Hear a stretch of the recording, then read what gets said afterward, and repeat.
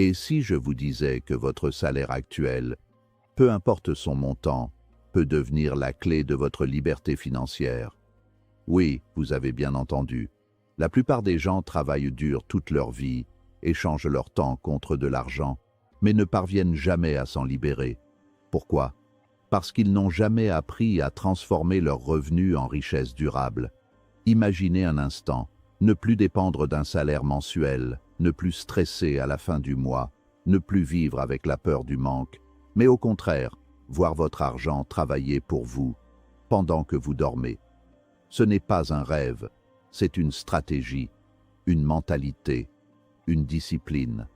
Inspiré des principes intemporels de Napoleon Hill, ce discours va vous révéler comment changer votre relation avec l'argent et surtout, comment passer du simple revenu à la véritable liberté financière. Mais attention, ce que vous allez entendre peut changer votre vie à condition de rester jusqu'à la fin, parce que les dernières idées pourraient être celles qui feront toute la différence. Alors restez avec moi et préparez-vous à transformer votre avenir. Leçon 1. Ayez un objectif financier clair et précis. La quête de la richesse est souvent perçue comme un désir vague, une aspiration nébuleuse à avoir plus d'argent. Mais cette imprécision est le premier obstacle à la réussite réelle. Avoir un objectif clair, c'est transformer un rêve passif en une cible active. Sans une destination précise, votre esprit ne peut pas élaborer de plan de route efficace. La clarté agit comme un filtre pour votre cerveau. Elle vous permet de distinguer, parmi la multitude d'informations que vous recevez chaque jour, celles qui sont des opportunités réelles de celles qui ne sont que des distractions coûteuses. Quand vous savez exactement quel montant vous visez, vous commencez à voir le monde à travers le prisme de cette nécessité. Définir le pourquoi est tout aussi crucial que de définir le combien. L'argent n'est qu'un outil, un vecteur d'énergie. Si votre motivation est superficielle, vous abandonnerez face aux premières difficultés. En revanche, si votre objectif est lié à une mission profonde, assurer l'éducation de vos enfants, bâtir un héritage familial ou acquérir une liberté totale de votre temps, cette clarté émotionnelle devient votre carburant. C'est ce sens de l'urgence et de la finalité qui donne à un investisseur la force de sacrifier un plaisir immédiat pour un gain futur. Le pourquoi transforme la discipline en une forme de liberté plutôt qu'en une privation. L'aspect temporel complète cette trinité de la clarté. Un objectif sans date butoir n'est qu'un souhait. En fixant un calendrier précis, vous créez une tension créative nécessaire à l'action. Cela vous oblige à décomposer votre grand objectif en étapes mensuelles, hebdomadaires et quotidiennes. Si vous voulez accumuler une certaine somme en 5 ans, vous savez immédiatement quel effort est requis aujourd'hui. Cette approche mathématique de la richesse retire le facteur chance de l'équation. Vous ne comptez plus sur un coup de sort, mais sur une progression logique et mesurable vers un point final défini à l'avance. Enfin, la précision de vos objectifs influence directement la qualité des partenariats et des opportunités que vous attirez. Les investisseurs, les mentors et les partenaires d'affaires sont naturellement attirés par ceux qui font preuve d'une vision nette. Personne ne veut monter à bord d'un navire dont le capitaine ignore la destination. En exprimant des objectifs chiffrés et datés, vous signalez au marché que vous êtes un acteur sérieux et déterminé. La clarté attire la confiance, et la confiance est la monnaie invisible qui précède souvent l'accumulation de capital matériel. Leçon 2. Dépensez intelligemment. Investissez stratégiquement. La gestion de l'argent est souvent plus une question de psychologie que de mathématiques. Dépenser intelligemment ne signifie pas vivre dans l'austérité, mais plutôt comprendre la différence fondamentale entre un actif et un passif. Chaque unité monétaire qui passe entre vos mains est un soldat que vous envoyez au combat. Soit il travaille pour vous ramener des captifs, des intérêts, soit il est sacrifié sur l'autel de la consommation immédiate. Dépenser intelligemment, c'est choisir de différer la gratification pour construire une base solide. C'est refuser de laisser son train de vie augmenter au même rythme que ses revenus. évitant ainsi le piège mortel de l'inflation du mode de vie. L'investissement stratégique nécessite une éducation financière continue. Il ne s'agit pas de jeter son argent dans le dernier actif à la mode par peur de manquer une opportunité, mais de construire un portefeuille qui correspond à votre profil de risque et à vos objectifs à long terme. La stratégie implique de comprendre les cycles économiques et de savoir quand entrer ou sortir d'un marché. Un investisseur stratégique privilégie les actifs qui génèrent des flux de trésorerie, cash flow, plutôt que ceux qui reposent uniquement sur une hypothétique plus-value. C'est la différence entre posséder une vache pour son lait ou parier que le prix de la vache montera un jour. Le concept de revenu passif est la pierre angulaire de la liberté financière. L'idée est de déconnecter votre temps de votre capacité à gagner de l'argent. Tant que vous échangez uniquement vos heures contre un salaire, votre richesse sera limitée par les 24 heures d'une journée. En investissant stratégiquement dans l'immobilier, les actions à dividendes ou la création de systèmes automatisés, vous créez des sources de revenus qui travaillent pendant que vous dormez. C'est ce mécanisme multiplicateur qui permet de passer d'une situation de survie à une situation d'abondance réelle et durable. La discipline de réinvestissement est ce qui sépare les riches des gens aisés. Le véritable secret de la fortune réside dans les intérêts composés, qu'Einstein appelait la 8e merveille du monde. Chaque franc économisé et réinvesti intelligemment produit des petits, qui à leur tour produiront leurs propres petits. Si vous dépensez vos profits trop tôt, vous tuez l'arbre avant qu'il ne puisse porter des fruits en abondance. Investir stratégiquement demande donc une patience de cultivateur, planter aujourd'hui, soigner demain, et ne récolter que lorsque la forêt est assez dense pour se régénérer d'elle-même. Leçon 3. Développer une mentalité de richesse. La richesse commence dans l'esprit bien avant de se manifester sur un compte bancaire. Développer une mentalité de richesse, c'est avant tout briser les chaînes des croyances limitantes héritées de l'éducation ou de l'environnement social. Beaucoup de gens perçoivent l'argent comme quelque chose de sale ou de rare, ce qui crée un blocage inconscient à son acquisition. Une mentalité de richesse voit l'argent comme un outil de bienfaisance, une ressource abondante qui circule là où elle est valorisée. Ce changement de perspective transforme votre relation avec le risque. Vous ne voyez plus l'échec comme une fin, mais comme le coût de votre éducation financière. La discipline est l'épine dorsale de cette mentalité. Sans elle, la vision n'est qu'une hallucination.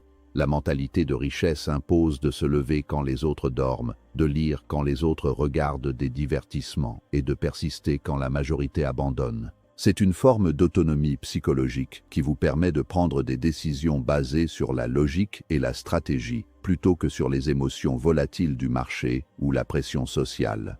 Celui qui possède cette mentalité n'a pas besoin d'afficher des signes extérieurs de richesse pour se sentir valorisé. Sa confiance vient de sa compétence et de sa vision. La vision à long terme est ce qui permet de naviguer à travers les tempêtes. Une personne ayant une mentalité de pauvreté cherche le gain rapide, le coût qui changera tout en un instant, ce qui la conduit souvent à des pertes catastrophiques. À l'inverse, l'esprit de richesse embrasse la lenteur nécessaire des processus organiques. Il comprend que la construction d'un empire demande des fondations profondes et invisibles. Cette perspective temporelle allongée permet de rester calme pendant les récessions et de ne pas s'enflammer pendant les bulles, car l'objectif final se situe bien au-delà des fluctuations actuelles.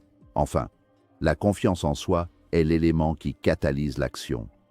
Une mentalité de richesse ne signifie pas être arrogant, mais posséder la certitude intérieure que l'on peut résoudre des problèmes complexes. L'argent suit la valeur, et la valeur est créée par ceux qui ont la confiance nécessaire pour proposer des solutions. En investissant en vous-même, par la formation, le coaching et le mentorat, vous renforcez cet état d'esprit. Votre cerveau devient votre actif le plus précieux. Une fois que vous avez développé cette mentalité, vous pourriez tout perdre demain et tout reconstruire plus vite, car votre richesse réside dans ce que vous êtes devenu. Leçon 4. Créer plusieurs sources de revenus. Le dogme du revenu unique est l'un des plus grands risques financiers de l'ère moderne. Dépendre d'un seul employeur ou d'une seule activité, c'est mettre son destin entre les mains d'un tiers. La diversification des sources de revenus est la seule véritable assurance contre l'imprévisibilité économique. En multipliant les canaux par lesquels l'argent entre dans votre vie, vous diluez le risque de catastrophe. Si une source se tarit à cause d'une crise sectorielle ou d'un changement technologique, les autres continuent de soutenir votre train de vie et vos investissements, vous offrant une résilience psychologique et financière incomparable. La diversification doit être abordée de manière intelligente et progressive.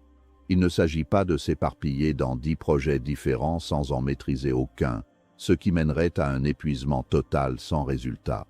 La stratégie consiste à solidifier une première source de revenus, puis à utiliser l'excédent de capital et de temps qu'elle génère pour en construire une deuxième, souvent liée à la première par synergie. Par exemple, un expert peut monétiser ses compétences par le consulting, puis par l'écriture d'un livre, et enfin par des investissements immobiliers financés par ses honoraires. Chaque nouvelle source doit idéalement demander moins de temps actif que la précédente. Il existe 3 types principaux de revenus à cultiver. Les revenus actifs, votre travail, les revenus de portefeuille, vos investissements boursiers ou financiers, et les revenus passifs, immobilier, droits d'auteur, entreprises automatisées. L'objectif d'une stratégie de richesse est de faire basculer progressivement le poids de votre survie financière des revenus actifs vers les revenus de portefeuille et passifs. C'est ainsi que l'on atteint la véritable liberté. Lorsque vos revenus passifs couvrent vos dépenses courantes, vous ne travaillez plus par nécessité mais par choix, ce qui augmente paradoxalement souvent votre efficacité et votre créativité. Le monde numérique offre aujourd'hui des opportunités sans précédent pour créer des sources de revenus avec un capital de départ minime. La monétisation de compétences spécifiques sur le marché mondial, la création de contenus éducatifs ou le commerce en ligne sont des leviers puissants. Cependant, la multiplication des revenus demande une gestion du temps et une organisation rigoureuse. Il faut apprendre à déléguer et à utiliser des systèmes pour éviter que la gestion de ces multiples sources ne devienne un nouveau fardeau. La véritable richesse n'est pas seulement d'avoir beaucoup d'argent provenant de partout, mais d'avoir l'organisation nécessaire pour en jouir librement. Leçon 5. Persévérer malgré les obstacles. Le chemin vers la liberté financière n'est jamais une ligne droite ascendante. C'est un parcours accidenté, marqué par des doutes, des erreurs de jugement et des retournements de marché. La persévérance est la qualité ultime qui sépare ceux qui lisent des livres sur la richesse de ceux qui la possèdent réellement.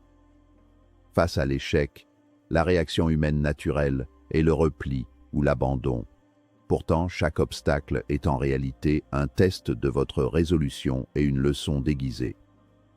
Celui qui échoue dans un investissement n'a pas perdu d'argent s'il a acquis une compréhension plus profonde du marché qu'il pourra exploiter pour un gain 10 fois supérieur à l'avenir. La résilience se nourrit d'une vision à long terme. Si vous considérez chaque revers comme une catastrophe finale, vous vivrez dans une anxiété permanente.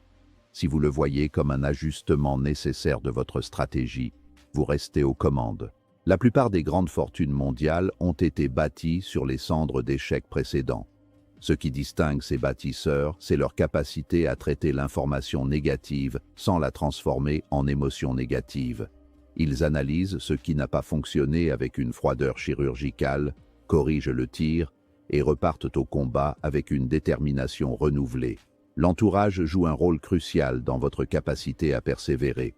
Lorsque vous traversez une période difficile, la voix des sceptiques devient plus forte. Il est alors essentiel d'être entouré de personnes qui partagent votre vision ou qui ont déjà traversé ces épreuves. La persévérance n'est pas seulement un effort individuel, c'est aussi une question d'écosystème. Chercher des mentors, rejoindre des cercles d'entrepreneurs ou simplement se nourrir de biographies de personnages illustres permet de relativiser ses propres échecs. En voyant que les plus grands ont failli avant de réussir, on trouve la force de faire un pas de plus. Enfin, persévérer signifie aussi savoir évoluer. Il y a une différence entre l'obstination aveugle dans une mauvaise direction et la persévérance stratégique vers un but. La persévérance, c'est rester fidèle à son objectif final, la liberté financière, tout en étant extrêmement flexible sur les moyens de l'atteindre. Si une méthode ne fonctionne pas après plusieurs tentatives sérieuses, la persévérance consiste à ne pas abandonner le but, mais à changer de méthode. C'est cette combinaison de résilience émotionnelle et d'agilité intellectuelle qui garantit le succès. Au bout du compte, la réussite financière appartient à celui qui refuse de s'arrêter tant qu'il n'est pas arrivé à bon port. La vérité est simple mais puissante. Votre revenu actuel n'est pas votre limite, c'est votre point de départ. La liberté financière ne dépend pas de combien vous gagnez aujourd'hui, mais de ce que vous faites avec ce que vous avez. Chaque décision compte. Chaque habitude façonne votre avenir. Chaque action vous rapproche ou vous éloigne de la vie que vous désirez. Les principes que vous venez d'entendre ne sont pas nouveaux. Ils ont été testés, prouvés et appliqués par ceux qui ont refusé de rester prisonniers d'un système limité. La question est maintenant, qu'allez-vous faire avec ces connaissances? Allez-vous continuer à vivre au jour le jour ou allez-vous prendre le contrôle de votre destin financier? Rappelez-vous, la richesse commence dans l'esprit, mais elle se construit par l'action. Alors commencez aujourd'hui, même petit, mais commencez. Parce que dans quelques années, vous aurez soit des excuses, soit des résultats. Et ce choix vous appartient entièrement.